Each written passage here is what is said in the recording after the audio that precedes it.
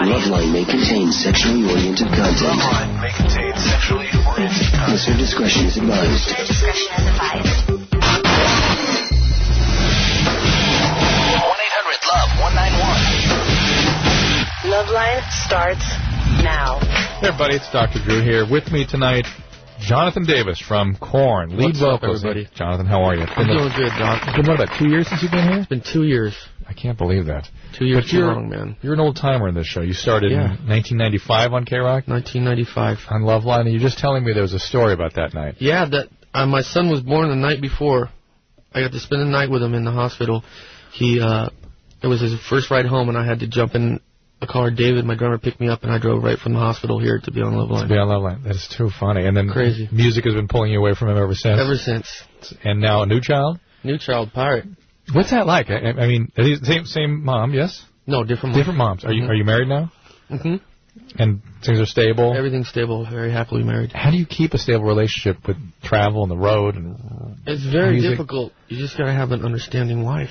Knows what you do. She comes out a lot with me. On the road, brings Pyre, or Nathan comes out with me, so I try try and have some semblance of a family life on the road. Sorry, but I guess if you're successful enough, one of the ways to survive the road is to have him out with me. To have him to come with you, and that makes sense. But Pirate has to stay home because he's too little? No, he came on me on the press kind of tour we're doing. We're taking over radio stations and certain things. Tell me about that. That's really interesting. You're taking over radio stations around the country. We roll awesome. up into the radio station and take over, play whatever we wanted to play. And I got pretty good behind the board, so I started taking over from the DJ, and I learned how to work the computers to make the songs work. It was fun. Do you make the choice, or the entire band does? No, it was the whole band. We all had choices. You don't fight over, No, man. What do you want to play now, Monk? And he'd choose a song. We all just chose different songs. It was cool. Now, you guys, you corrected something on my little sheet here. They thought here at the radio station that you started in Bakersfield, where you guys are all from, right? No, we all grew up in Bakersfield. Definitely a cultural vibe in Bakersfield. I mean, I can feel the Bakersfield vibe coming from you. By the way, I saw you guys on Saturday night. You're amazing. Thank you. And I will not soon forget your microphone. Yeah. So just people have to come see them to appreciate that. Yeah. But the whole what's that, Anderson? You got to talk about the mic a little bit. No, people have to come see them if they want to see the mic. Well, maybe you have something you want to say about it. Well, it was done by surrealist artist H.R. Giger, who did Aliens and basically invented the whole biomechanical movement back in the early 60s.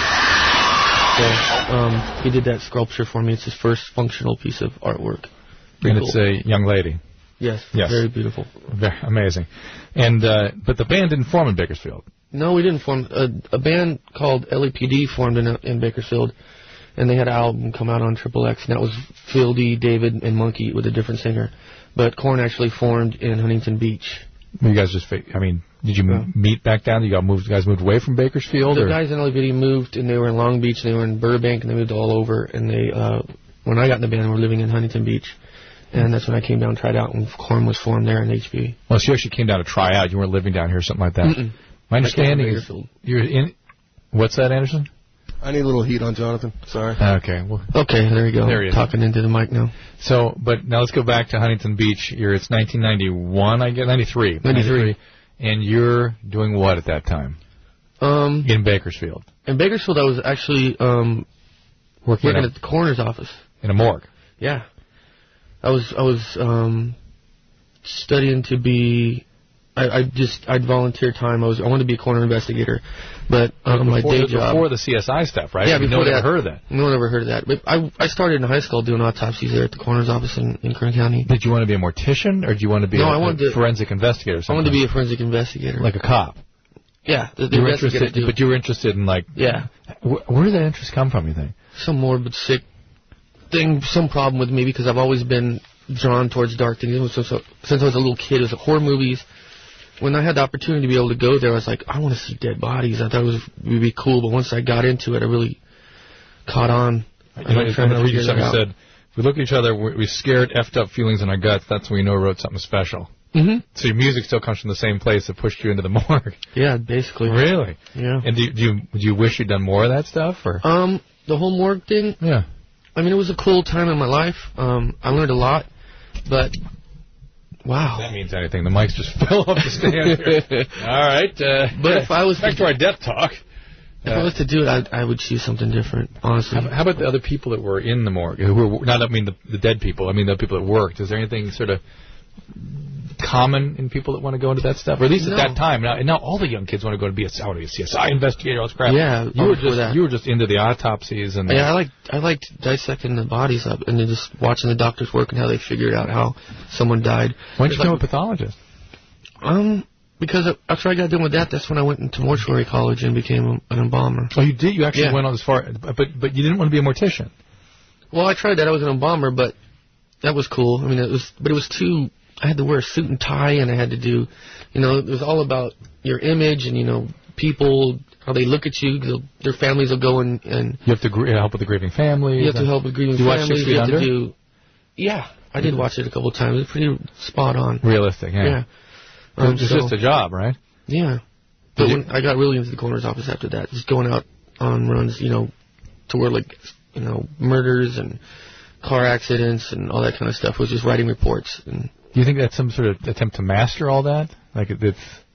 I don't know what I was thinking back then. Now that I look back on it, I wish I would know because it kind of messed me up in my head. Why? At such a young age. What? Like seeing all that trauma? Yeah, I mean, dealing with adults that die are one thing. I can handle that, but all the children I had to do, the newborn babies from SIDS and children 5 years old doing autopsies, that cutting up children is not cool. No. And it did mess with my head. I got post-traumatic from that. No kidding. Yeah. Do you get depressed and nightmares and all that? It was just the nightmares and stuff like that, but I got over that. It took time and some medication? It wasn't medication. It was this thing called rapid eye movement. Oh, you had EMDR? Yeah. Oh, how interesting. Back then, it must have been brand new. Yeah. Can you talk about that? It's just, you think about the trauma and you watch this. A light. You watch the light go back and forth like Kit. Yeah. Like what? Like Kit. Remember Kit had that eye? Kit in 2001? No, Kit. The car, David Hasselhoff, Knight Rider. Oh, Kit. Oh, yeah. Okay. Yeah. The talking car. People talking car. All right. That's the first thing I thought when I saw it. Before Hasselhoff was in Baywatch, he was in a TV show about a talking car. Those of you that are young might not know that. Yeah. And it had this red sort of. It looked like like a Cylon eye back from Battlestar Galactica. Yes, or the eye where you wear for those like 3D video games and stuff like that, but with a red light going back and forth across. Back and forth. And you watch that, and you talk about the trauma. And you talk about the trauma. And it rewires your brain. Really, that's the theory about it. The theory is that trauma doesn't know where to go, and when you you know to process it. You process it through REM. Rapid eye. Yeah, the woman that developed it realized when she was out in the woods just thinking about trauma, and she noticed her eyes moved in a certain way, she'd have a better opportunity to go through it, and so she started developing this thing. It's a very long story, but we do a lot of trauma people on this show, obviously, and that's LoveLine.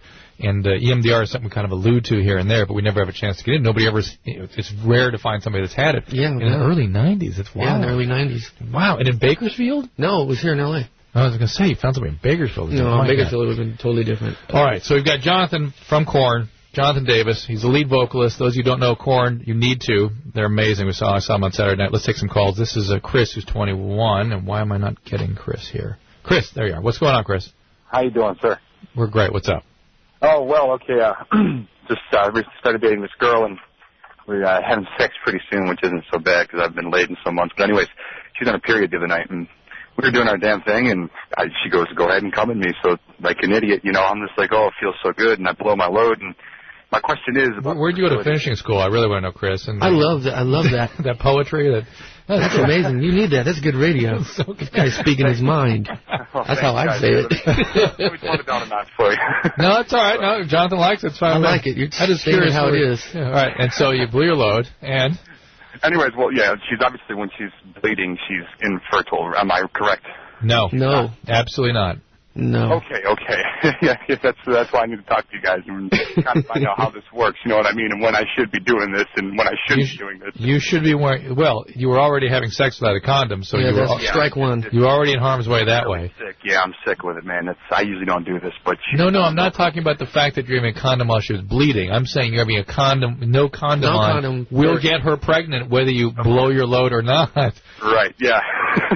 2, You're not wearing a condom when she's bleeding. Yes, and 3, you're not wearing a condom with somebody who you just started having sex with. I know you guys. I it's really stupid. Bad. Down to earth redneck girl, kind of sheltered. I'm guessing she's cool, and we've had our talks and our discussions about the getting. Dude, I am redneck as it comes. Yeah, Jonathan's redneck, and I'm from Bakersfield. I would wear a condom if having sex with Jonathan. I would. You gotta do it. You gotta know what's going on, man. You just can't. Here's the deal, Chris. So she could get pregnant. Yes, indeed, when she's having her menstrual period, she's less likely to get pregnant than, say, mid-cycle, but it's not impossible. Right. And if you have an infection, let's say you are not such the cleanest guy in the world, you can introduce... Oh, no, good, by the way, but keep going. Hang on. You can introduce bacteria... Oh, crap. My mic just fell apart again. You can introduce bacteria into the upper genital tract and cause pelvic inflammatory. You're more likely to cause pelvic inflammatory disease during your period. But there's nothing sort of intrinsically wrong with it. It's not as though it's... You know what I mean? There's nothing bad about it. You just got to be careful. Yeah, right? yeah. Watch yourself. Is that it, Chris? Thanks, guys. All right. Yeah, I guess that's it, man. There's a lot of sex going on right now, and I'm just trying to wean myself away from it. You know what I mean? I don't know. We're not. John, are you suggesting you do that? No, don't wean yourself. There's nothing wrong with sex, man. Just protect yourself. That's all you got to do. If you don't want a baby, protect yourself. If you don't want a disease, protect yourself. All right, this now is Barry, who's 29. Barry? Yes, I'm sorry. Yeah, thanks for taking my call, by the way. Cool, man. Hello? Yeah, here you are. You're on with Jonathan Davis. Oh, yeah, sorry. I had a question about, I just heard recently, I'm a chef in Austin, Texas, and I heard a comment about anal bleaching. Good times. Awesome. I heard about that, too. For porn stars, I guess? Yeah, you got to get the brown out, homie. I'm not sure it's limited to porn stars either. I mean, for them, they seem to have it. Obvious cosmetic reasons, but I mean, I just kind of wondered about the process of that. Do they actually stick you with a needle in your perianal area or something, or what's going on? I think it's a topical thing. I think it's just on top there. Just it's a bleaching procedure, like they bleach any other dark skin. And that just soaks in and like makes it pink. I imagine it doesn't feel good. It can't feel good, but it makes the thing look pink, bro. Is that gonna hurt for a while or something? I mean, like not that I'm interested in or anything. Oh yeah, no, of course not. Your friend is. Yeah, I have no reason to show my. Yeah, sure, Brad. Yeah. Okay, Jonathan. Anyways, it's just gonna make your butthole look better. And then I also that brown eye is better pink. Oh God. All right, let's go to Vanessa, who's 18. Enough of these dudes. Let's get some women going. Vanessa, what's up? Hey. Hey. Well, I just have a question. I don't know what to do. Let's see, I'm 18 and I'm married and I have a baby girl, and I'm just finding some things out about my husband that like I didn't know before, and he's very immature. Like he's older than I am. He's 20, and it's just like I don't get any attention from him. It's like he doesn't pay any attention to me at all. What's he do? I mean, is he out with his buddies, or you're just like not there? Not out with his buddies, but like he plays video games all day. Oh boy. Yeah. Well, I'm guilty of that. Is he smoking pot all day too? No, he's clean. He's okay. He doesn't bathe very often. Oh my, he's free of drugs, but he doesn't bathe. Yeah. But yeah, I mean, he doesn't do drugs or anything like that. What does he do for a living? He works at Saturn. Car? Yeah. Car? Yeah. Car salesman? He wants to be a technician. I see. Right now he's working as a porter, and he's, he's trying to work up there, but it's not, I guess, I don't feel like he's actually trying to achieve something. No, I should say not. He's not exactly reaching for the stars, but... Right. Well, what do you want to do? Well, I don't know. See, that's the thing. It's like, I'm finding some things out, like, on his computer, like, I'll get on there or whatever, and, like, I'm looking, and I'm trying to, like, download CDs and stuff like that, and, like, all this porn is on there that he's looked up. And it's not, like, regular porn, like, porn's cool. I mean, whatever, do your thing, but it's, like, weird porn, like, transsexuals and just weird. Everybody's got things they're into, man. Yeah, but see, like, and, like, I'll ask him, like, so are you into that? I'm like, if you're into that, it's cool, but, I just want you to talk to me about it. Oh, well, no, I just think it's weird. I'm like, nobody's down. So it's like sort of a morbid curiosity rather than something he's stimulating himself with. Well, I don't know. I'm like, well, does it turn you on? Well, sometimes. And I'm like, well, talk to me about it. There's nothing to talk about. I'm like, okay. Well, there is. He's just ashamed of it. Maybe, yeah, he'd be embarrassed. Yeah. He got caught. And and it's not like the first time he's got caught. I mean, like, I've, like, seen a whole bunch of other stuff that, he's looked up. And I'm like, are you into this? Well, no. I just think it's weird. I'm like, nobody thinks it's weird. All right, so what do you want to do? You're living with a 12-year-old, and you have a child. You're both children, really. You're both children. That's number one. You guys are 20 and 18. That's tough. It's tough. I think what he needs more than anything else is just some structure in his life. He's got to really get going with his work. And maybe you're the one that's going to have to kick his ass a little bit. Unfortunately, doesn't sound like somebody's going to self-start. So you're going to have to start putting, don't you think, John? Somebody put boundaries down, put motivators down. Something to self-start. I mean, throw the video games out in the street, whatever. He's got to... I know. Or put him in a lock box somewhere and tell him he can have them if he gets works enough, for weekends. But him that taking over his life's not okay. He's got a kid, he's got a wife, he's got to pay attention. And if he is sort of addicted to the video game, I mean, how do you don't neglect your kid and your wife? No, I don't. Yeah. I get in arguments over it sometimes, but that's like my escape. Yeah. But I don't neglect my child and my wife. Yeah, it's fine you get in sort of an altered space with that, right? You're sort of in an alpha. It's the way I just wind down at night and stuff like that. Right. But it's not an everyday 8-hour-a-day habit. And if it is, it's getting into sort of a compulsion or addiction, and someone needs some consequences then, and they're not going to pull out of it on their own. No. So I suggest you're the one. Unfortunately, two young people with a child, somebody's got to be the adult here. Tiffany, 21. Hi, Dr. Drew. Hi, Jonathan. Hello. I just want to say hi to Jonathan and tell him how great he is and how inspirational he's been over the years. And right on. Just ask you about Brian, if you guys still talk. If everything's all right there. I hear through the grapevine everything is good with Ed. Unfortunately, we haven't talked. Nobody in the band's talked to him since he's left, but we hear things here and there and check up on him. We miss him dearly and glad that he's got his life together and he's not addicted to drugs and alcohol anymore, and he's doing something positive with his life, and he's with his daughter. So that's all that we care about, that he's happy. We miss him terribly. We miss him being around. I would love just to be able to say hi to him and see how his family's doing, stuff like that, but he's just not ready for that right now. Oh, well, okay. I just wanted to tell you how great you are. Sorry, I kind of nervous. Last time I called here, they were mean to me. Who was mean to you? On this show? You guys were mean to me. You and Adam were. I called. I remember. My name's Tiffany. I work from the check cashing place. I asked you guys about a piercing.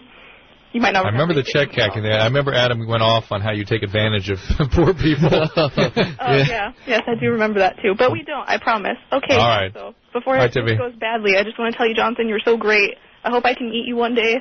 And on. That's pretty much it. Okay. Cool. Have a nice night, you guys. Bye, Tiffany. Bye. Thank you. Are you guys going out on tour soon? We're going to start a world tour at the end of February. So how long is that going to last for? Year and a half, 2 years probably. Is that to promote See You on the Other Side, the new CD? Excellent. We're going to hear something from that in the next little segment after the commercials. But for right now, we're going to go to... Hang on here. I want to go to Maria, who's 17. Maria? Hello. Hi, what's up, Maria? Well, I was wondering, because I heard this story about this lady who they passed on to her, I don't know, something from a dead person, and her vagina started rotting away. Ooh. What? Like gangrene or something? Because of exposure to a dead body? Well, okay. Her and her husband, they own a mortuary, right? Yeah. And, he passed her, like, a disease, and her vagina started rotting away. Well, listen, you can get flesh-eating bacteria anywhere. I've seen it of the penis. You can get it. The morticians back, they call it was like a shingles, kind of like, you can get shingles. What is that stuff called? The bugs. Scabies? Scabies. Yeah, scabies pretty easily. Scabies is pretty, that's the biggest thing you get. But you actually can get flesh-eating bacteria anywhere. I had a guy that got it just next to his genitalia, and we had to basically what they call unglove, take off all the skin below his waist to keep him alive, because that stuff gets going. You got to treat him like a burn victim. And yes, that's why when people get piercings all over the place in their vagina and their penis, I worry about that happening. You're getting bacteria introduced into a sterile area of the body, and if one of those happens to be one of these, flesh-eating straps or something, it's game on. Here's an EMDR comment. It's interesting. Trent, 20. Hey, how's it going, guys? Good. I was just listening, and you guys mentioned about the EDMR.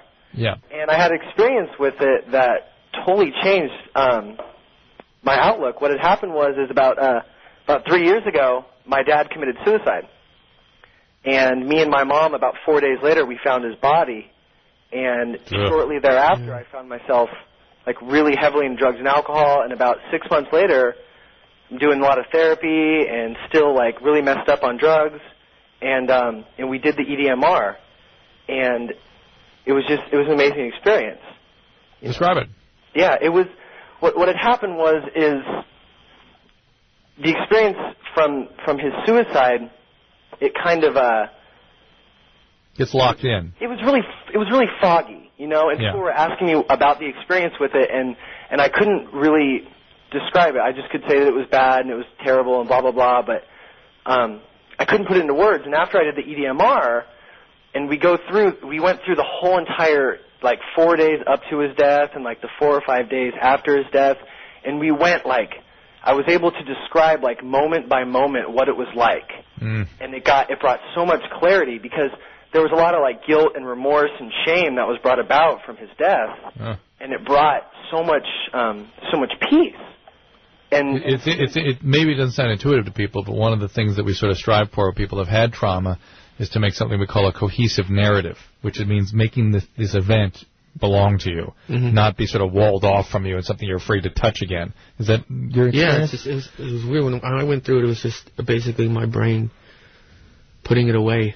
It's always something that was stuck there. Yeah, it gets stuck. It's walled like off. on rewind. It's just like it's skipping. It just keeps repeating in my head over and over again. And the EMDR takes it and just it places away. I mean, it's still there. The memories are still there, but it's not something that's constant. But it's also connected to other things you can regulate it. Yeah, you can regulate it. It's not like the dreams went away, and I really don't think about it that much anymore. And you can become a musician and there you go. Act it out that way. Yeah. All right, listen, thanks, Jeff, for your call. Jonathan Davis from Korn in here tonight. We're going to hear a song from the new CD, See You on the Other Side, in just a few minutes. This is their 7th CD. The band has sold over 25 million CDs worldwide. You were on Kimmel last night. Did it air last night? So it's good to see them on Jimmy Kimmel if you set your TiVos. And the phone number here is 1-800-LOVE-191. Jonathan Davis with Dr. Drew. We'll be right back.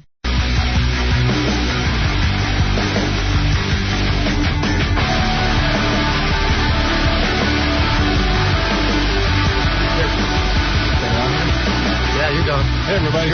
Can you hear me? I can't hear me. There we go. That's much better. We had some microphone problems here, and so I'm getting a new mic set up.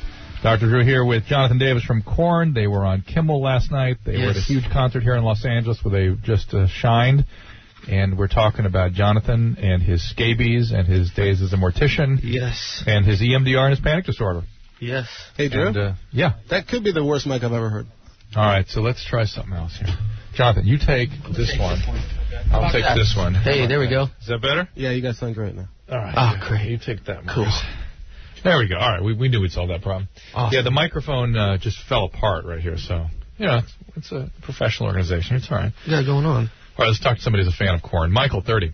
Hi, Dr. Drew. How you doing? Good, Michael. What's up? I just want to say hi to Jonathan quick. Huge supporter of yours. Seen you about 4 times, and probably I've seen about 50 shows. And the greatest performance I've ever seen in my entire life was when you guys came on stage at Woodstock '99.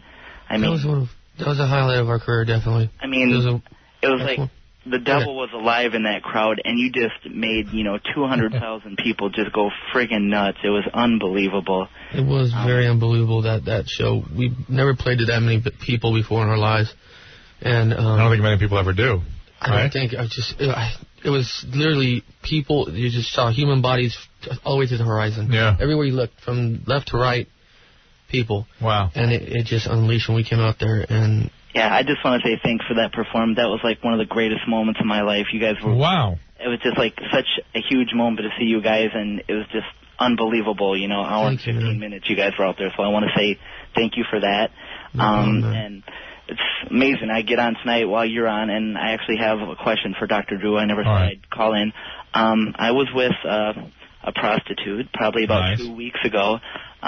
We didn't have sex, but we didn't use a condom, and there was some, grinding. Probably about 2 or 3 days later, I'm starting to have the irritation in my bladder where I'm having to pee a lot more frequently. You didn't have sex with her. Didn't have sex. He grinded on it. grind it. Grinded on it. On it in exposed? Exposed. Yeah. When, was she wearing pants or anything? No, I mean, it was genitals on genitals, if I can say that. I'm sure we exchanged some sort That of is the fluid. ultimate tease, man. That's some crazy, some weird stuff, homie. We didn't have a condom. I know it wasn't the smartest thing in the world to do, but... Well, the thing you'd worry about from that kind of behavior would really be herpes. And that's not typically not a urinary symptom. It's a skin rash. Yeah, that's what I was thinking. It's just... I'm actually more concerned that you actually sort of traumatized the urethra from all the mechanical irritation. You sort of... It wasn't that much pressure. I mean, it was kind of soft and... there was quite a bit of lubrication down there, but I'm sure we exchanged something, and I'm thinking maybe a bladder infection, urinary infection, yeast infection, maybe something. From the lube or something. Or listen, just chlamydia or gonorrhea or any of the non-gonococcal diseases. But Ooh, that's horrible stuff. Well, I mean, the fluid is what carries those bacteria, and if the clap, and if the fluid gets to the tip of the penis, on it goes, and something you got to see a doctor about, and they will and probably... it's a horrible test, dude. Well, they it's probably... horrible. The test is basically putting a pipe cleaner up your urethra. Dude, when I went to mortuary college, I went to a clinic because I had this rash, and of course the doctor... Scabies.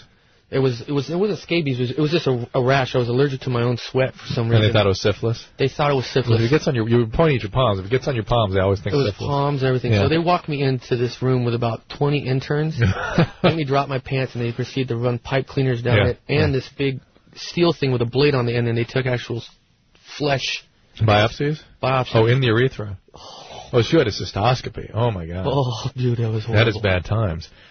And then when they take it all out, it feels like you're peeing fire for about 3 hours, right? Oh, it was horrible. Horrible, yeah. It was horrible. That was a good time. You've had a lot of experiences with the medical system, Jonathan. Boy, I didn't know this about you. I'm telling you, dude, that's not fun. No, Wrap it, everybody, wrap. You don't want to go through that. Wear the condom. That's right. And listen, you got through it without actually having any serious problems. Imagine all that and then having stuff go wrong. Something go on. That's horrible. Yeah. So, Michael, they will probably give you a shot of a medicine called Rocephin and maybe or a something you drink, a gram of something called Zithromax or Zithromycin. So look forward to that. Do they still have the pills that make you pee orange and blue? They do, the orange, but that's to medicate your urethra so it doesn't hurt so much. Ah, okay. So, Kim, 22. Yeah. Hi. Hey, Kim. Well, when my husband and I have intercourse, I make him hit me. Oh, you make him hit you. Interesting. I mean, not softly. I mean, physically punch. Mm-hmm. And I don't understand why. I don't know how to stop it, because if he don't do it, I don't feel anything, and I get really irritable. Mm-hmm. Interesting. I mean, I don't have to give this one some thought here. No, Kim. I'm thinking. It's not. I've met tons of girls that are into that. Well, see, my friends the choking, punching, and not like hit me. You tap them, they'll hit me. There's a couple of things for this. One is a power and control issue, that you have to feel dominated or out of control in order to feel sexual, or to feel safe in a sexual situation, which is exactly the reality, the opposite of what you are. You're unsafe. Or secondly, this is another issue that comes to play with all this, which is that the arousal centers in your brain have been sort of overstimulated when you were young for some reason. I was molested from the age of 5 to 6. There we go. See, and so in order to feel anything, you actually sort of have to rouse your body in these highly arousing ways. And, you might get into some other weird fetishistic stuff, too, as a way of trying to evoke something sexual, some feeling. And, boy, that's something that should be treated rather than indulged, Kim, because someday you're going to get into some other stuff, and it's really not it's not suitable to real relationships. The kind of guy that's going to comply with that is not necessarily a good guy. The kind of guy that you're going to be attracted to do that for you, not necessarily a good guy. And all those blows, so to speak, are going to really push you away from the relationship, not pull you into it. Well, see, it's my husband. I mean. No, I understand. He doesn't like doing it, but if he doesn't, I get. Good. If he doesn't like doing it, it's a good sign. That means he's a good man. That's a good sign. But you need to get some treatment so you don't go out and cheat and do all the crazy things you're tempted to do because of the abuse history. Okay. Well, right? Is that you're sort of going down that path, aren't you? No, I haven't cheated on him. You haven't had thoughts about that? Not usually. All right. Well, good. Hopefully it'll stay that way. Do you live in a real small town? Springfield. That's not that small. Missouri. Yeah. All right, Kim. Well, do you have kids? I have 3. Oh, my God. 22, 3 kids. Mom's getting punched. When I was 17, my second one when I was 20, and my third one 6 months ago. Same dad? Yes. Are you on medication? No. All right, Kim. Get some help, honey. Yeah, focus on being a good mom. Really, that is your life now. You've relinquished you have relinquished the right to be crazy. Okay, you have to be stable. You have to create a stable environment. I understand what you're feeling and all. It's not bad, but it suggests something is going on, and it's good to get some treatment for that. The EMDR may have a role to play here because some of that is leftover trauma stuff. Yeah. And it sounds like it's pretty severe. Let's wait real quickly. Kim. Yeah. Who sexually abused you? I'd rather not say. What age did it start and when did it stop? It started when I was 5. And when did your dad stop doing that? It wasn't my dad. Oh, your brother. No, actually, it was a neighbor and my grandfather. Your grandfather. It's around that hurts. When did that stop? 16. That's a long time. Were you able to stop it, or they just sort of... Actually, yeah, I met my husband when I was 16. I moved in with him and his mom and dad. Good. All right. Kim, get some help with that. Okay, Aaron, 15. Hello? Hey, Aaron. Hey, my ex-girlfriend, when I lived in South Carolina. Yeah? She, we'd been going out for 9 years. Get to it, Aaron. Here we go. And 9 years, you're already 15. Excellent. And it was when you were living in South Carolina. So maybe you were 4 when you started dating her. Okay. No, I was 7 or 8. Oh, of course, yes. Well, I mean, who doesn't start dating at 7? And what's the question? When I broke up with her because I had to move, I moved back there for a little while. Mm-hmm. And when I moved back, she had turned lesbian. Okay. Okay. Well. And she blamed that on me. Were you having sex with her when you were a little kid? Well, not when we were 7 or 8, but when we were about 13. 13. And did anybody sexually abuse her when she was growing up? No. I've known it all my life. It's convenient to blame you, but I wouldn't. It's not as simple as that. If somebody's sexual orientation is not the result typically of a single relationship, particularly not the kind you're describing. Something to do with their family, something to do with their genetics. And oftentimes women, when they're brutalized by men, will sort of go that direction. But didn't think Aaron was 7. How brutal could he have been? No, he could have been brutal. All right. Here's Siobhan, 20, has something to say too. Jonathan Davis from Korn. Yeah. Hello? Siobhan? Hello. What's up? What's up? Dude, John Davis, you are my hero. Well, thank you. And it was funny because I was just talking to my mom, and my mom goes, "Hey, Siobhan, what are you going to name your first kid?" And I said, "Pirate." And she said, "What's his first word going to be?" And I said, Right on. Yeah, I got a hold of one of the cassette tapes from of bagpipe music when you were you're selling your tapes of bagpipe music out on Pismo Beach. My friend actually gave me one, and I was like, dude, this is sick. And then I heard you guys on K-Rock back when I was in 6th grade, and I fell in love, and I have been in love with Korn ever since. Hey, Siobhan. Thank you. I'll tell you, you're awesome. Why don't you introduce the next song? What's the next song? Twisted Transistor. Tell us about it. Twister Transistor. That is a sick song. And everybody, you better enjoy it because it is the Oh, thanks, Siobhan. Well, now we have to reset. Well, thank you, Siobhan. Now we have to reset our entire system here because she let a big old expletive bomb go in describing his... It's called a bomb now. Yeah, she had very intense feelings about the... What's that? I called it, too. I'm like, she's about to cuss any second now. You got it. You hit it right. I knew it was coming. Yeah, well, anyway, Jonathan Davis, Korn, why don't you go ahead and introduce the song? Just don't use the S. Don't use the S word or the F word. Or I won't drop no bombs. All right. This is our new single. It's Twisted Transistor. It's off our new album that's in stores now. See you on the other side. Check this song out. It's great. The guys, you gotta play the song, though. The song's not being played, so I'm going to just kill some time here, and hopefully you guys are going to play the song. If not, then I'm going to have to say it's time to go to commercial here on LoveLine. Thank you very much. Tonight is fraught with technical issues here on LoveLine. The phone number 1-800-LOVE-191. Jonathan Davis here from Korn, and we are hell-bent on hearing a song, so we're going to now listen to... Now we're going to try Twisted Transistor again. Oh, boy. Okay, hang on here. Here we go. And Twisted Transistor. And Twisted Transistor. This is great radio. This is awesome radio. I think the transistor is twisted. John, let's talk about the morgue again. Let's talk about some more dead and weird stuff. Yeah, but and when you were doing forensic work, you saw a lot of stuff you didn't want to see, and then you still went on into mortician school? Yeah.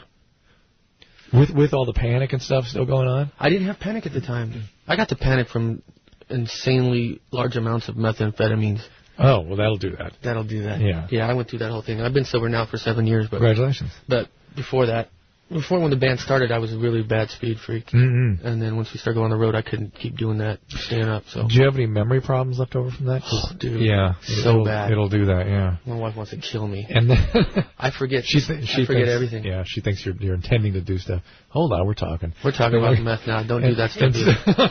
And boy. And then it leaves you with mood problems too. It's something about meth. It hits that same mood center. I don't really have a really bad mood problem because I take so much. I'm on medication. But that's what requires that. Probably you're just compensating for that. There you go. It supports that biology, so you don't feel bad anymore. Yeah. But off the medicine, I bet you feel like hell. Yeah, I did. So, Ann's coming in. Yeah, we got it. We're going to go. Twisted Transistor. Here we go. Korn. Here we go.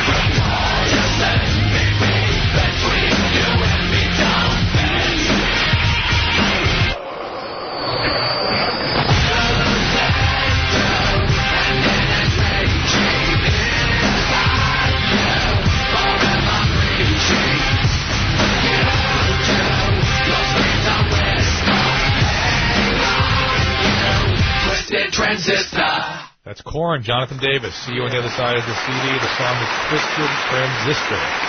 Didn't want to get played tonight. We finally heard it. Whew, that was crazy. That was crazy. Let's get some quick calls in here before we have to take yet another break. Here is Brad, 19. Yeah, I was getting ready to have sex with this girl, right? And I just could not get hard for some reason. Was this your first time out? No. Are you very experienced? No, not. I mean, not sort really. of. Most men early on have some issues like this. I got stage fright at times. Yeah, and it's very common early on. It's common with a new partner. And if you've had it happen recently where you can't get an erection, you start obsessing that's going to happen again, you're going to make it happen again. So, Brad, you need to get back out there and have some success. Get to business, brother. Yeah. It's but I think the easiest way to do that, or the most if I say encouraging a 19-year-old to go have sex, but the most efficacious way of doing this is to get a relationship going first. So if you feel comfortable with that person, you feel secure with them, you feel like you're sort of in a non-threatening environment, things kind of take care of themselves. All right? All right. Efficacious. Effective. Wow. All right, Brad? All right, thank you. All right, good luck now. This is Zane, 16. Hey, I have a couple questions for Jonathan Davis, but first I'd like to say that, Drew, you're a genius, and I've been listening to the show since I was like 10 or so. Good times. And, John, you're one of my heroes. I've been listening to your music forever. My first question is, when is the elementary website going to be back up? Right now it's just in limbo because I think the music business right now is in a really weird state, and I didn't feel right signing bands to a label the old way and taking advantage of bands, and the label that I'm through, or whatever label it would be, my label would be through, taking advantage of the bands. If I'm really into a band, I'll work hard and try and get you signed through indie labels, where labels where you're not going to get a lot of money, but they do care and they do put your music out there. But I didn't feel right signing bands to a regular record deal when I just signed something that was so different. It seemed kind of hypocritical. So it's done right now. But when I find stuff I like, I can pass it on to other people. Yeah. Yeah. All right, Zane. Thanks, buddy. I have another question. Very quickly, sir. Okay. Where did you get the inspiration for this new album? Because it seems a lot different than the other stuff that you guys have put out. I think the sole inspiration came from the trauma we had with Head leaving the band. I think we took that. We definitely took that situation and turned it into something positive, and it forced us all to come together as a closer unit. We became way better friends, and really it did something to us to make us, we wanted to prove ourselves again and do something really different. And Monk stepped up and started playing the guitar, riffs of his lifetime. He really came up, and then when it first happened, he was freaking out, like, how am I going to play these songs? How am I going to play the old songs? How am I going to do things now that I don't have Head? Because he's always had someone to bounce ideas off of. And he didn't have that anymore, so there was a time there where he was freaking out, but then he finally just stepped up, stopped living in the past, and started thinking right now, and it really all came together. Everybody, David and Fieldy, are the tightest they've ever played together. They're doing, and with Fieldy, he stepped it up because he really experimented with, he didn't have so much his sound that he's always been there, that really clicky bass tone. He was like, I want to try and do something different and be more of a support for the band than, all the click in front. And me lyrically and vocally, the melodies, there's a lot of different things going on, but the main thing was just experimenting and doing something totally, completely different. This is Stephanie, 21. Stephanie. Oh, my God. Hi. Hi, Dr. Drew. Hi, Jonathan Davis. I just really wanted to call and really just tell you thank you so much for making your music, for Korn, for everything. I can't believe I'm talking to you right now. All these people are really, thank you, honey. They're really calm, and I'm like, you people don't understand. You're talking to Jonathan Davis of Korn. I'm a normal person. I'm just like who worked in a morgue and who had EMDR and I had EMDR and I have all kinds of problems that we're going to talk about later. Dr. Keep listening. Keep listening because he's getting deeper into my problems. I just really wanted to thank you for coming out with the new album. It's awesome. As soon as it came out, me and my friend Mario and Anna, we went out and bought like 5 copies by accident, and we don't want to return any of them. Oh, well, thank you very much. We're already part of we're part of the website. We're waiting, basically, by the phone, by the radio, waiting to hear for tour dates and when can we go. And we try to go to every show we can, except, we're poor. But we do our best. You do your best, and that's the reason why we do this, because we have such great fans like you guys. And you will be out on the road in February, tell me? We're going to be out on the road in February. Okay, so definitely keep watching that website. Is there www.korn.com? Yes. They'll have the tours listed up there. Yeah. All right, Jonathan Davis from Korn. We're going to hear more off the album. We're going to talk about methamphetamine. We're going to talk about morgues and EMDR and pirate kids and all kinds of awesome things. When we get back, but first we have just a brief break, and Jonathan and I are going to sit here and talk about things you can't hear. See ya.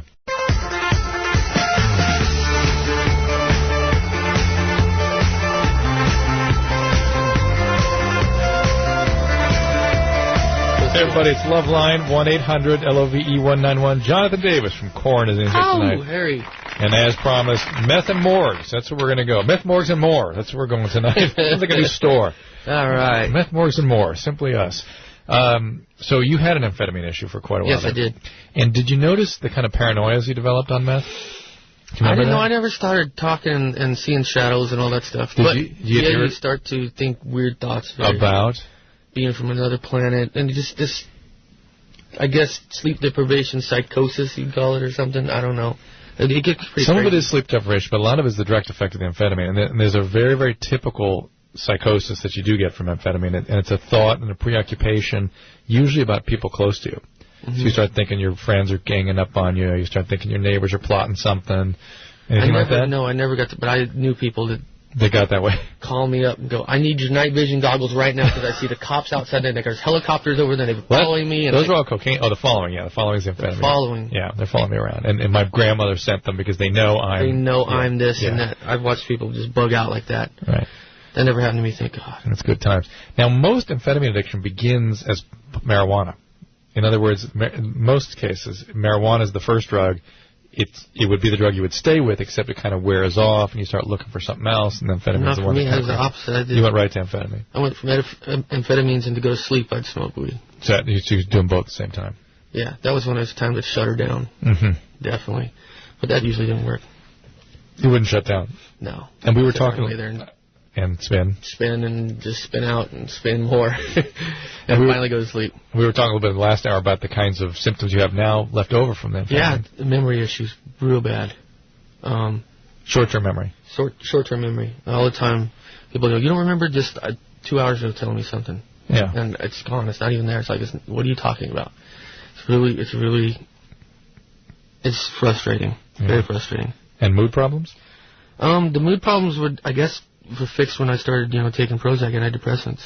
But I guess there was times where I got a little crazy early on. With depression? Yeah, definitely and with panic depression. Usually, too. Is the other and part the panic with attacks started really bad. That's those started about 3 or 4 years after I quit. Now, I'm trying to hook in all that with what you were doing in the morgue. So you were working in the morgue. You started having PTSD on top of that? Yeah, that started after. I didn't start doing meth until I was away from the morgue and everything. So it wasn't like you were trying to manage the feelings of post-traumatic stress or something from the morgue, and you went to drugs? No, that's when I started really doing it heavily when I got in the band. So is it the road that did that?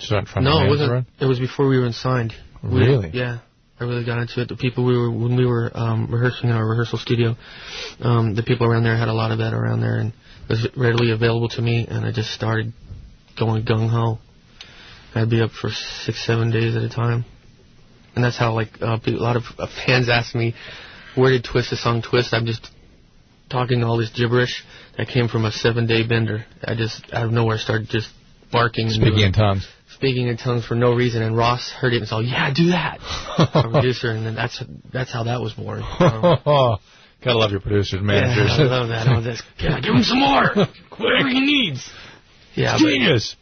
Once I got back on the road, when we went on our first tour, I went to sleep for about 2 weeks. Yeah. And then I couldn't touch it again after that because I need to sleep to perform. Huh.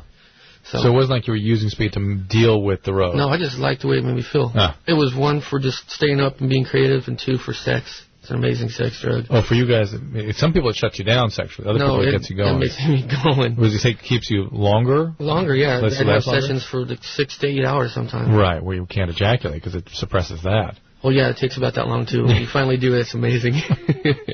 And, good thing it was being fun. Discouraging all the amphetamine experimenters out there. Well, I'm sorry about that, but, I'm just speaking the truth right now. Yeah.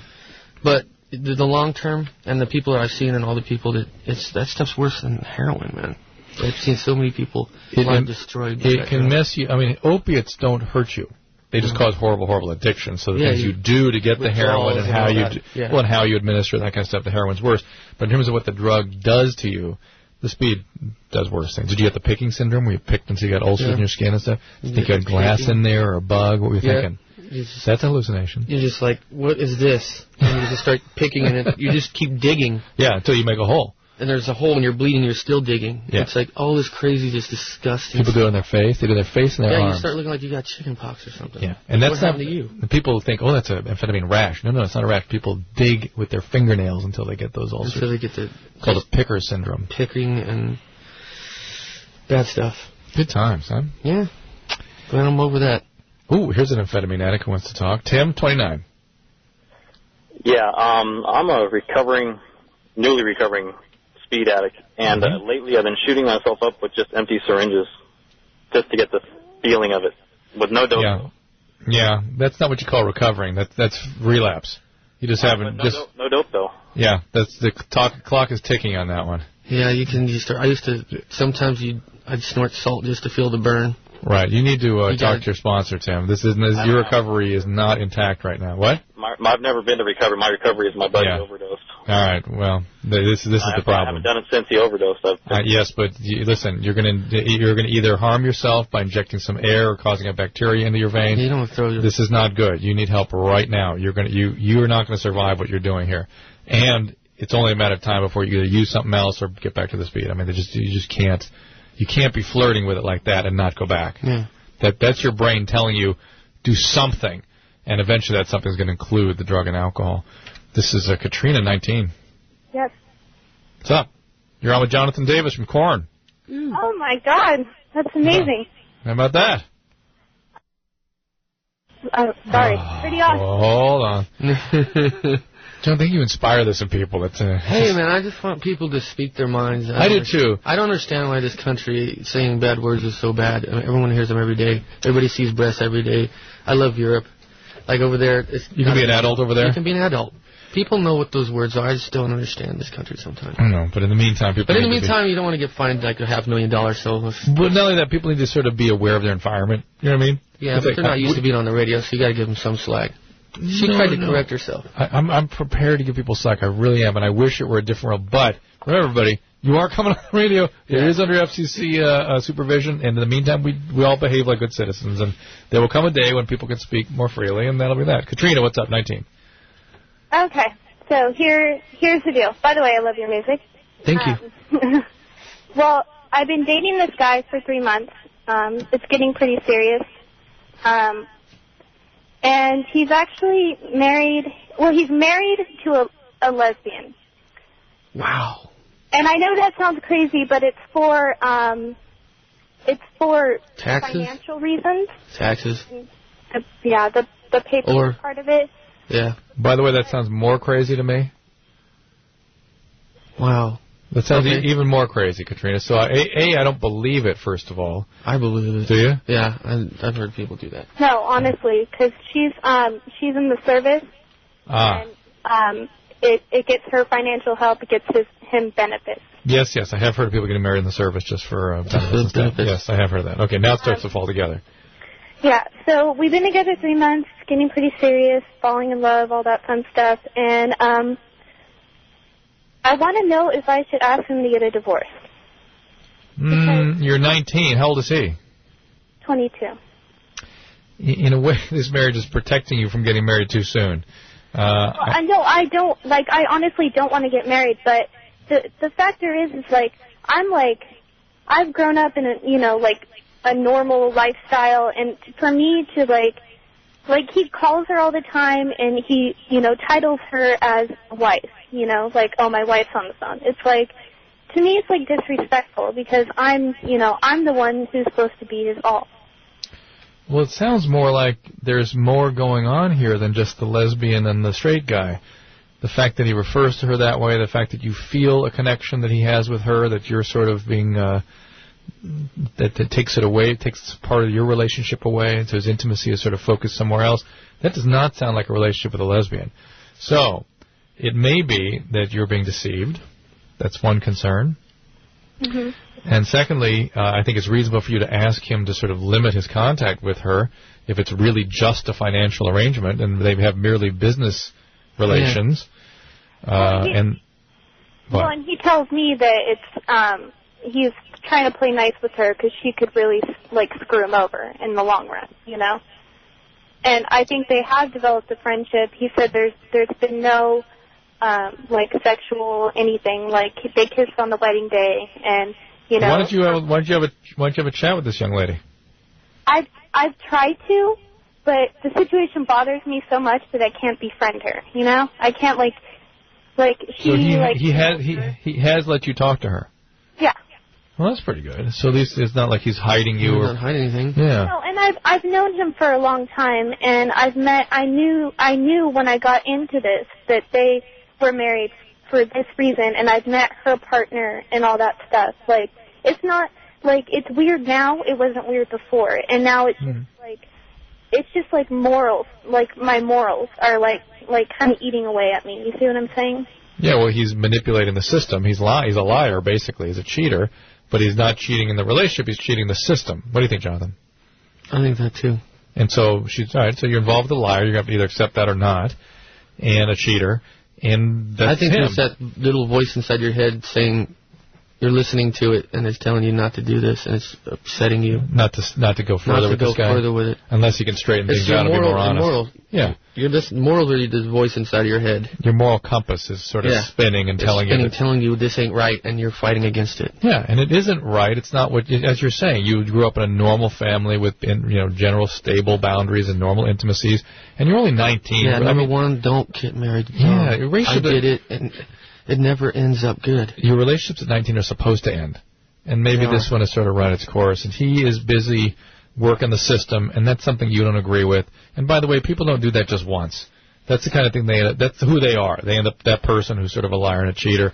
And oftentimes it does bleed into the relationships. And not just Uncle Sam they start cheating. It's Aunt Sally also. Let's see. This is Amy, 15. Hi, Amy? Yeah, first off, your music is awesome. Thank you. That's Korn, Jonathan Davis. The phone number here is 1-800-LOVE-191. Go ahead, Amy. Your music is awesome, and then also I feel kind of guilty right now because of something that happened with me and my ex-boyfriend. He told me he was 20, and then he turned out, I found his ID, and it turned out he was 30. And then my mom read my journal, and then now he's going to jail, and that kind of sucks. It kind of sucks for you that you're not with somebody you thought was somebody you were close to, but he belongs in jail. Yeah, that's not right. You don't miss little girls like that. I can see where that is right, but then I can see where it was my fault because it just makes me feel so bad because I know what he did was wrong, and then I know that also, but I know that I did care about him a lot, and that... Amy, here's what I want you to do. Just hold off feeling responsible for this or even examining it until you're like about 22. And then I want you to look at guys your age and imagine them with a 15-year-old, and you will retch. And then think, oh, my God, I was with a guy that wasn't 22. He was frickin' 30. He was 30. He was an absolute child abuser. You will retch when you realize who that guy is. You can't see it now because you're 15. From your perspective, he's this wonderful prince in knight in shining armor. No, he is a sick guy who is taking advantage of you. You're not in a position to be responsible for this because any healthy adult would never allow this to happen. The thing is, I know that it's not, I know that I'm not really, it's not something that was supposed to happen, and I know that it's not something he should have done or anything, but... It's there to protect you, these laws. Yeah. I know that, it's just like, it happened, and now I can't, like, actually trust anyone. Right, this is why those laws are there. This is it. Because this is traumatic, this can affect your relationships, it can affect how you feel about men. Why don't you get some help with this, Amy? Talk to somebody. I do. I have help. All right. What are you working on in therapy? I've been in the hospital, and I was in groups and stuff. Have you tried to kill yourself? Not over that, but like I've always had some problems with depression. And were you abused when you were a kid? I was raped, but that was like a long time ago. That was when I was 8. Yeah, that's called sexual abuse, and that's what sets you up to be a good victim by other pedophiles. And this guy worked it beautifully, masterfully.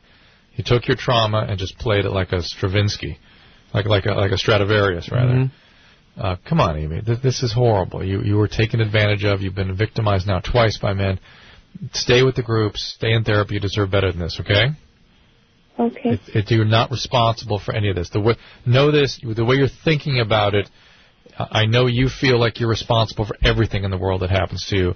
And right now, you're a victim. And I don't mean to say that you should capitulate to being a victim. I'm just saying you've been cited as a victim. You've been victimized. These weren't your fault. Now let's take control of your life and move forward and stop being that victim and stop being around. Start realizing when you're attracted to these guys, you have to step back and go, I wonder what kind of guy this is that would be older than me, be an adult, and be interested in showing me attention. Because I know it feels good, but it means something. Candace, 18.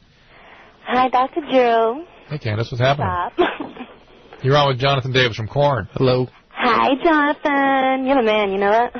Thank you very much, darling. Been a fan since I was like 11 years old when Follow the Leader came out. Nice. Awesome. Did you get to see you on the other side yet?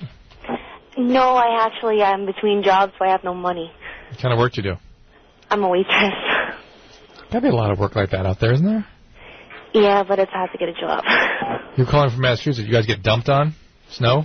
What? Yeah, definitely. I was there. 17 inches. You were there during that? During the dump, right when the dump started. I was in an airplane. Oh, no. I was sitting on the runway trying to get out of there. We got out right before it dumped. Logan or Bradley, or where were you? We're in Massachusetts, Boston. Logan, I guess. Yeah. What's up, Candace?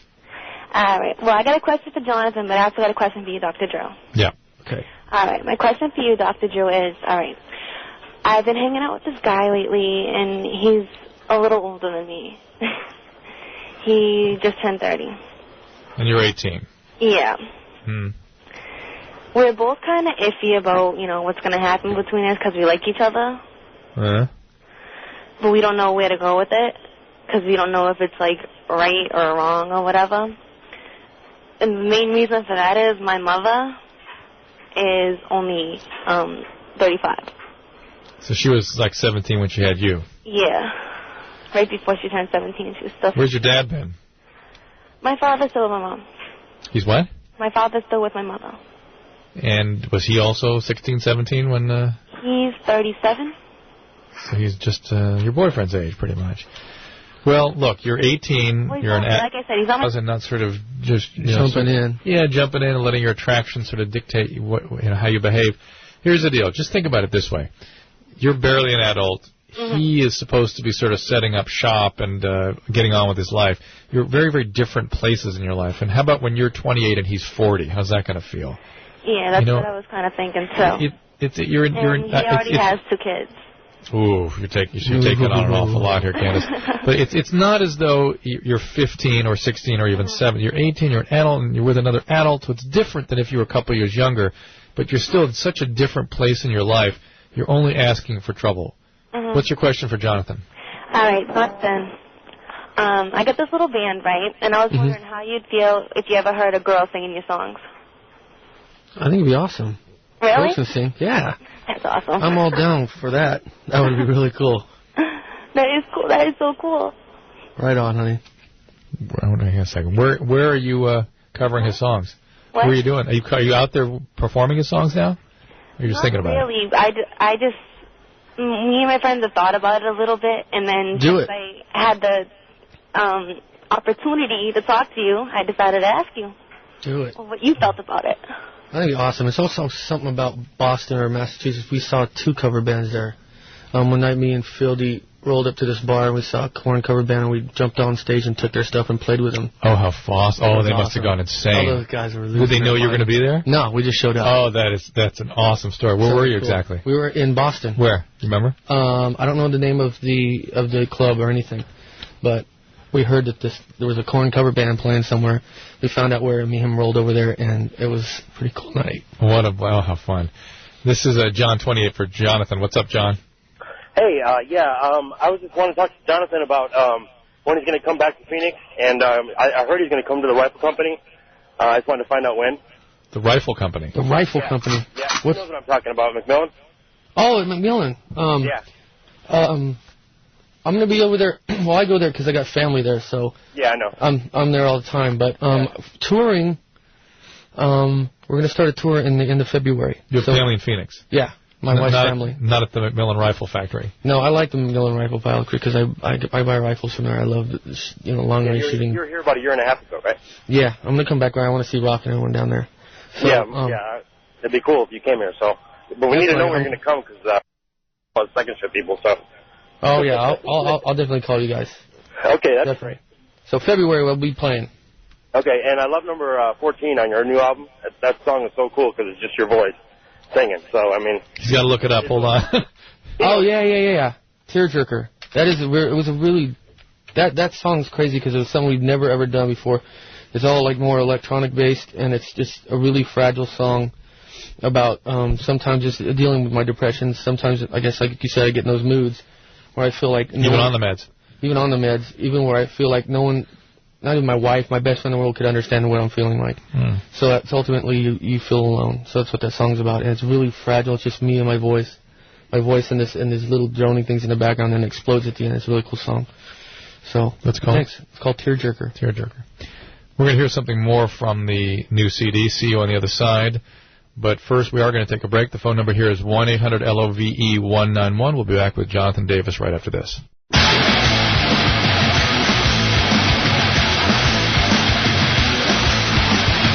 Right, LoveLine, 1-800-LOVE-191. Korn, it's Jonathan Davis in here with us tonight. Lots and lots of props for him, lots of questions. In the house. And here's one right now. Paul, 18, has a question about being a mortician. Paul. Yes. Oh, he sounds like a mortician. Is Paul, just say a few more words to us, will you? Sure. Give us your question. Yeah, I was wondering about what kind of college I go to for being a mortician and everything. Oh, how you'd go about it.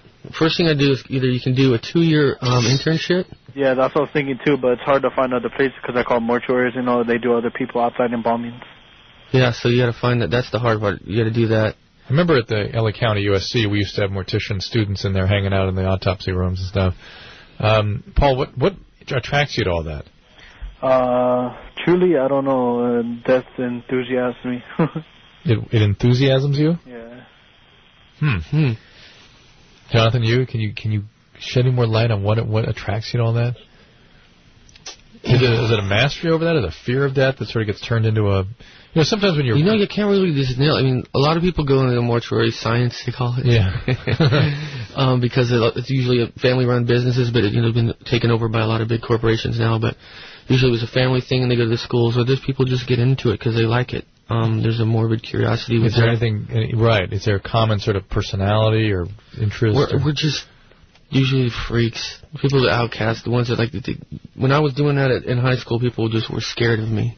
Oh, really? Do you like that? Kind of, yeah. I kept people away from me because I hate people. They irritate me. Do you hate people now? No, I in general hate people. I like individuals. That's my thing.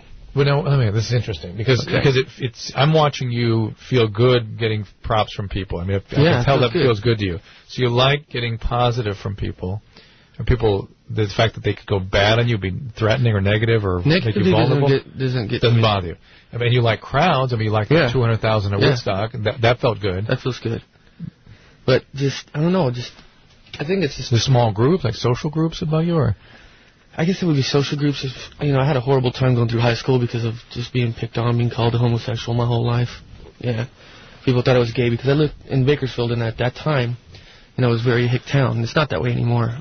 Actually, I like cosmopolitan now. It's not. It's cosmopolitan. It's way better than it was a long time ago. But anyways, I was into like Duran Duran and the new romantic scene back in the early '80s. Yeah. So I wore eyeliner. Thanks, man. Eyeliner and stuff like that. So I got teased a lot. So a lot of rednecks there then. Yeah. Well, not redneck. It's just jock mentality. Oh, I see. Interesting. You know what I'm saying? So you just get picked on. I guess it's just left over from that. But then doesn't being in front of people help you It's changed me, definitely. It makes you like that. I like being in front of people, and people, if they like our band, great. If they don't like our band, I don't really care anymore. But it helped you overcome some of those kind of things, those boundaries to relationships and closeness. And stuff. It gave me self-confidence. I believe that's what doing something good gave me confidence in myself. Yeah, I really believe that's sometimes what makes people perform, is that they have something about their ability to make contact with other people that's not right. And the audience provides that and then fills them, and then they get better with individuals, because individuals start coming to you now. Yeah. Right? They're interested in you. They come to give you props, and that feels good. Yeah, it feels really good. It's like a group of people I like. I mean, there's other groups of people I can't stand. Was your family of origin, anything going on there? Nothing with my family. I mean, it was a stable family? Were they divorced? Divorced, definitely. How old were you when they divorced? 3. Oh. Did you have a relationship with your dad growing up? Yeah. He was on the road, too, but he was a musician, so. Oh, interesting. Yeah. And a good relationship? Yeah. And mom was cool? Everything was good, yeah. Interesting. That's really interesting. Okay, here's Brandon, 18. Brandon?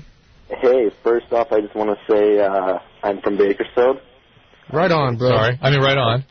I've been a Korn fan since I was in 6th grade, and now I just got out of high school. So anyways, here's my problem, okay? Okay.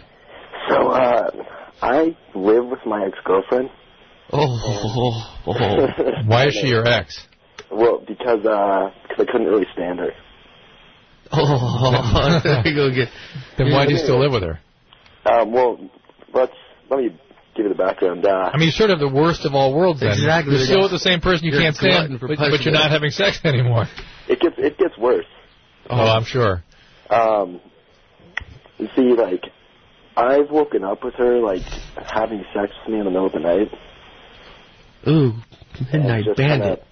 Just kind of pushed her off because I was gonna go, you know.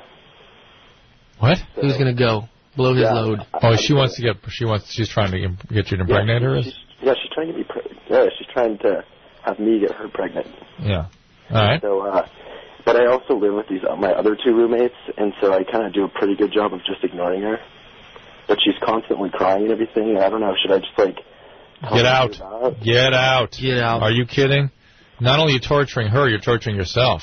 Well, yeah, because, you know, like, she just goes crazy and... Look, listen, come on. What if you were totally into her and you still lived with her all the time and you saw her with other guys and you still had sex with her, but she wouldn't really ever respond to you? Come on, it's brutal. I know. You know, it's not like I don't put it out there in front of her, but... yeah, you gotta go. That's it, gotta go. That's right. Kirsten, 15. Hi. Hey, what's up? I was wondering, how can you tell if people are bi? They have sex with men and women. Men and women. Well, I don't have sex besides that. Like, in high school and stuff. How can you tell if people are bi? Honey, they're going to tell you they're bi. I mean, there's no way you can... how do you tell a gay person? How do you tell a straight person? You don't know until you get to know them. Are you trying to decide what you are? Yeah. I suggest you don't try to decide. They don't declare your major until you're about 18. Oh. People think all kinds of funky thoughts at 15, 16. Yeah, you experiment and try and figure it out. Were you abused sexually or something like that growing up? Kind of. Okay. Well, that'll screw up your sexual identity. That makes it very difficult to figure out what you are. It sort of scrambles the trajectory of your sexual orientation, the trajectory of your development. And you need to tell somebody, you need to get some treatment for that. And above all else, the things you think are good ideas are probably not right now. Don't act on your feelings. Just kind of hold it in, think about things. Just keep a simple profile. Don't have sex with lots of guys. Don't experiment with girls as the way you're going to figure out what you are. Just sit back and kind of think about things and realize the fact that you've been sexually abused is going to make you attracted to people that will continue that cycle of abuse. Right? You see that? You know, the girls you run into on the road, the women that throw themselves at you, they're a profile to that type? Yeah. Who is that? Tell. You just can see them. Are they abuse survivors for the most part? Definitely. Yeah. What is that? And they sort of out there. and they present themselves too, right? They present. They present themselves. It's basically girls with low self-esteem. But is it a power issue? They're trying to sort of attach to something. It's bragging rights, basically. Yeah. They're doing it for bragging rights, and I just don't think it's weird. I've always been like, I don't know, why do these girls do this? Why do they do? I mean, I've seen some girls do some really crazy stuff on the road. Give us an example. I don't want to. Oh, come on. Who do we know? How about chicks in kitty litter boxes? Just to what? Because you guys asked them to? Just to come backstage. Just because I asked. I've seen the most ridiculous, the most insane things you can think of. Girls would do to be backstage and be around a band.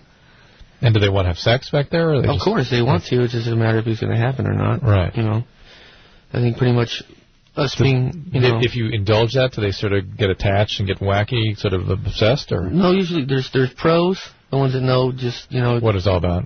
What it's about. You go have sex and then get out.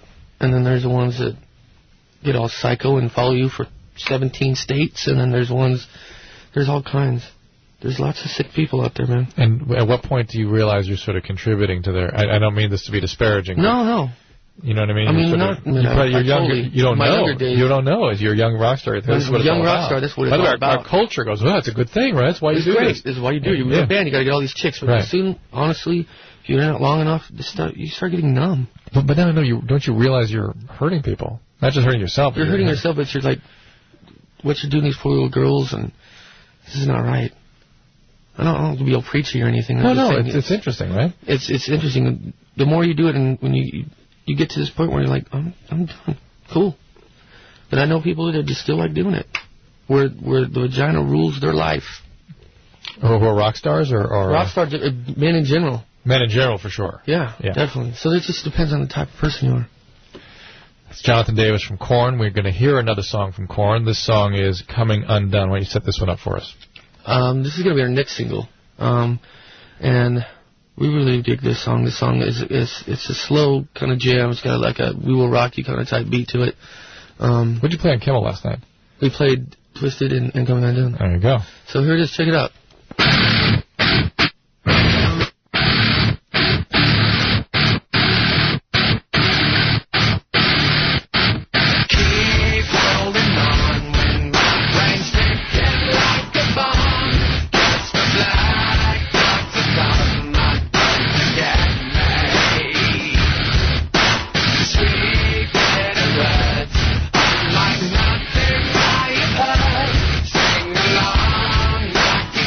Yeah.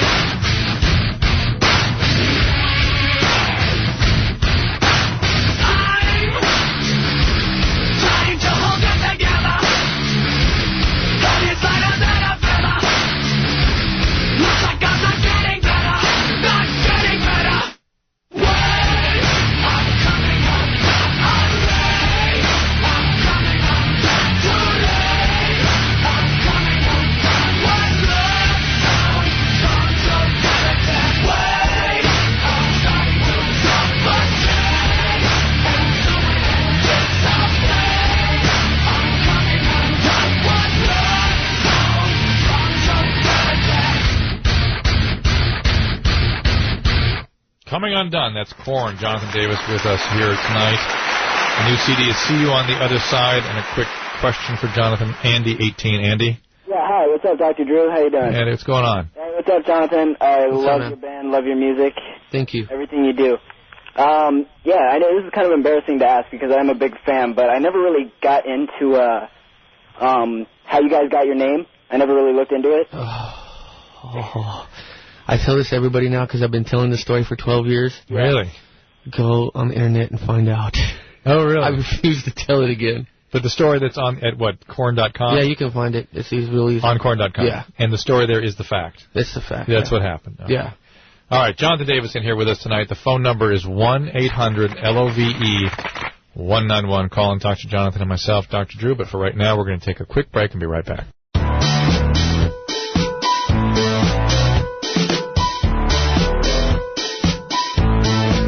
LoveLine, 1-800-LOVE-191. Jonathan Davis from Korn. And what you guys don't hear is me getting an education about ray guns off the air. Yeah, it's a special edition shoe from Nike. How do I know? Here's Robert, 21. Hi, Dr. Drew and Jonathan Davis from Hi. From wherever. From wherever. From Bakersfield. What's up?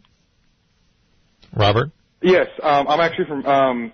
my question is, first for Dr. Drew, sorry. I'm nervous because Jonathan Davis is in the studio with you, so... Why don't you ask him a question first, break the ice? Hi, Jonathan. What was your inspiration for Love Song on See You on the Other Side? You know, that song is all over the place. I don't know how to explain that song. It was just like a bunch of different thoughts going through my head. The song really isn't about anything in particular. There's a lot of things, a lot of different things going on there. That one song is hard to explain. Okay, because that's by far, like, I don't know why, but that song really, that's my favorite song on the whole CD. It's my favorite song on the whole CD, too. Yeah, It is. By the way, I've listened to you guys since you first came out. I know you get this a lot, but I'm your biggest fan, you know. I have everything. And if I wasn't so big, I'd, wear the clothes, but they don't make clothes, in my size, so. What's your size? I'm I'm really overweight, and that was my question for you, Dr. Drew. I'm about 6'2", 380, and I don't know, my dad's diabetic, and would that, lead to me being a diabetic since I'm so overweight? You're like Fletcher size. Is he a juvenile diabetic or a type 2 diabetic? He doesn't take insulin or anything, so I don't know what... That does tend to be familial. It comes on as you age and as you outstrip your body's insulin abilities to produce insulin. Okay. So the more overweight you are, the more at risk you are. So absolutely, Robert, your health really is at risk at this degree of obesity, really.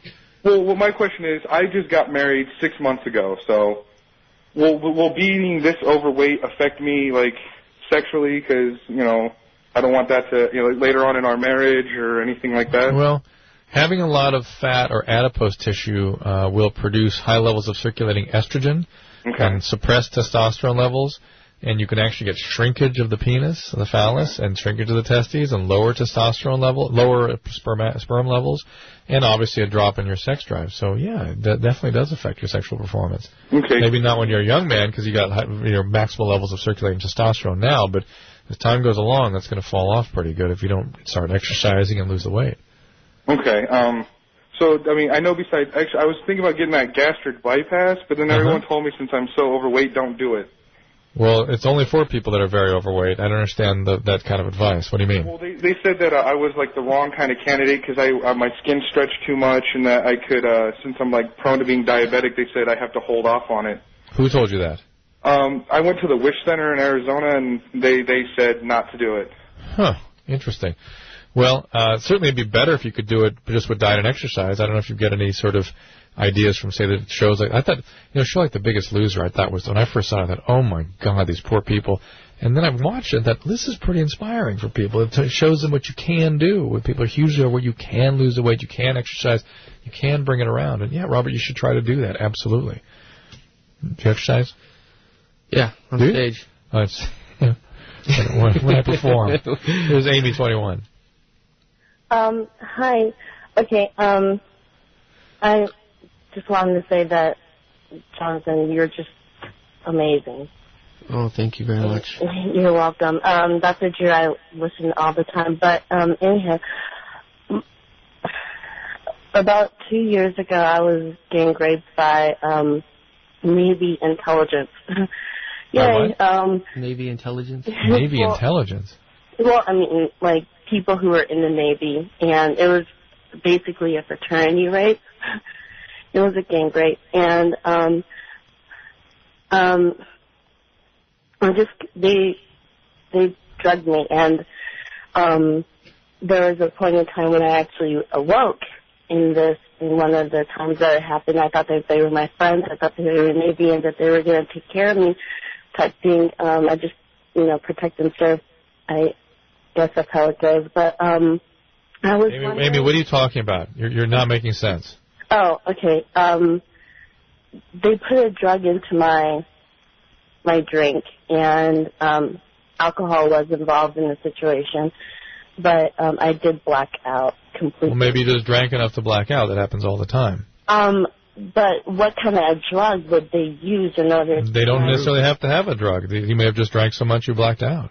No, I know what my tolerance is, and at that point in time it was really, really high. You got to slip a roofie. What do you mean it was really high? If it was really high, that means you've been drinking a lot for a long time, and that's a typical circumstance for a blackout suddenly to develop. Amy? I really don't think so, because there are like effects that came after that. Like what? Like you were talking about the meth use, Jonathan, and you said that like you would scratch, and I have like real I used to have honest scratching problems. Yeah, and that's a lot. Is that something that I could have got from there? Because I've never have you ever been in a hospital before, like a psychiatric hospital or something like that? No. Did you have problems with depression, been under psychiatrist care? Problems with depression, yeah. I do.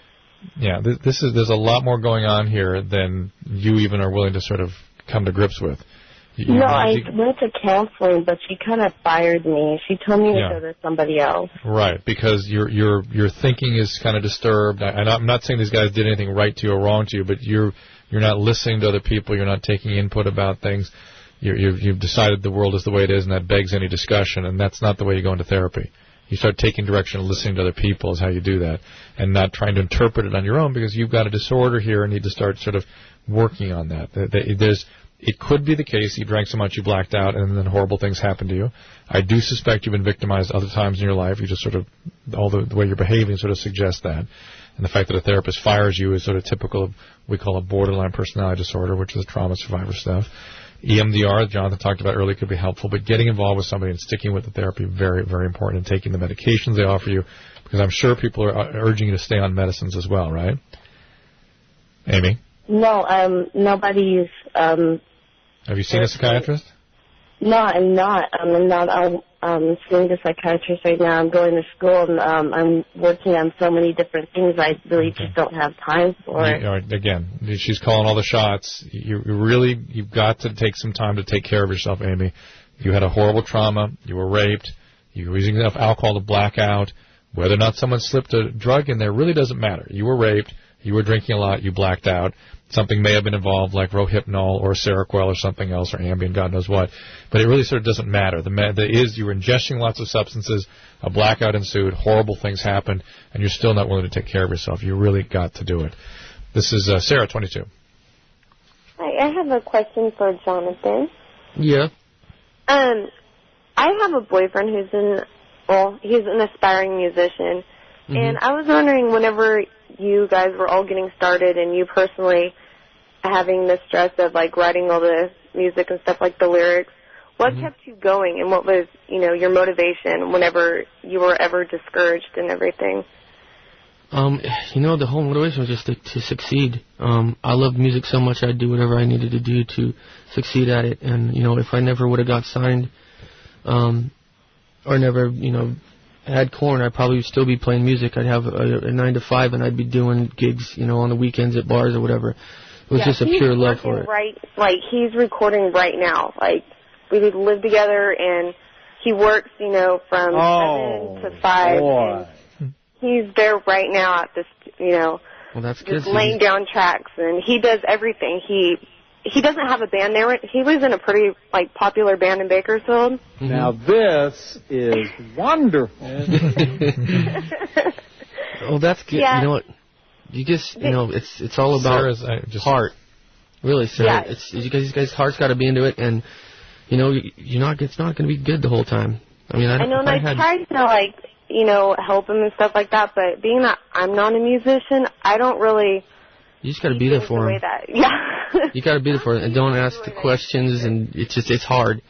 It's really hard. If I could tell you how many times people said that Korn was never going to do anything. Yeah. You know, we don't listen and just keep going, and it happened for us. Thanks, Sarah. Okay, thank you. Good luck. Bye-bye. Jonathan Davis from Korn. We're going to take yet one more quick break and be right back.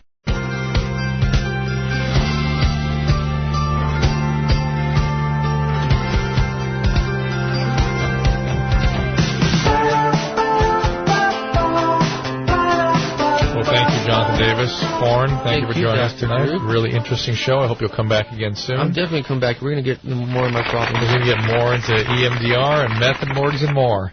And yeah, morgues and more. I think it's going to be our new sort of department store. Well, that about does it for LoveLine tonight. Tomorrow night, Jack Osborne in here. The night after that, Be Real from Cypress Hill. So until that time, this is Dr. Drew on behalf of Jonathan Davis saying good night and stay well. I tell this to everybody now because I've been telling this story for 12 years. Go on the internet and find out.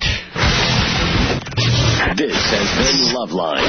LoveLine. The opinions expressed on this show are not necessarily those of the staff, management, sponsors, or this station.